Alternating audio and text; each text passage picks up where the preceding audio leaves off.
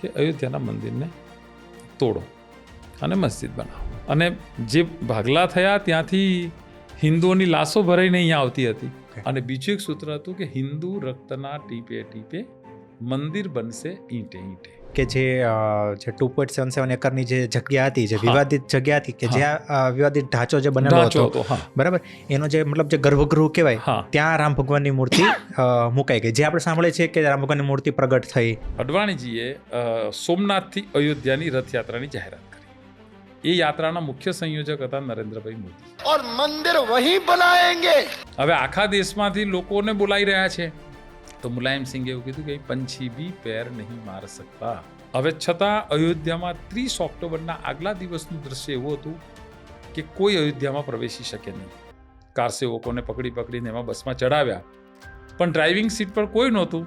એટલે એક ભાઈ ડ્રાઇવિંગ સીટ પર બેસી ગયા અને એ બસ સીધી બેરિકેડ્સ તોડતા તોડતા જે કહેવાતો બાબરી ઢાંચો એટલે રામ જન્મભૂમિ સુધી બસ જઈને ત્યાં અટકી.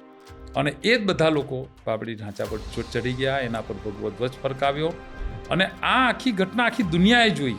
અને એ વખતનું દ્રશ્ય એવું હતું કે સરયુ નદીનું પાણી લાલ થઈ ગયું, કારણ કે એટલી બધી લાશો પડી. સરકારે લાશો ડિસ્ટ્રોય કરી.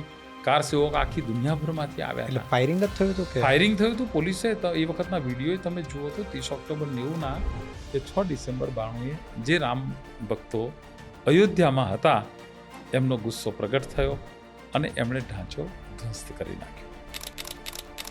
ખાસા 2200-2500 રામ સાધકો એ ઉત્તર ગુજરાતમાંથી અયોધ્યા જવા નીકળ્યા હતા. ત્યાં આહુતિ આપી અને લોકો સાબરમતી એક્સપ્રેસમાં બેઠા. અને પછી દુનિયાએ સમાચાર સાંભળ્યા કે 27 ફેબ્રુઆરી 2002 સવારે ગોધરામાં આ એક ટ્રેન ઉપર હુમલો થયો અને એક બોગી સળગાઈ S6 અને એમાં 56 જેટલા કાર સેવકો, રામ સાધકો એમને એ લોકો એમાં બળીને ભડથું થયા.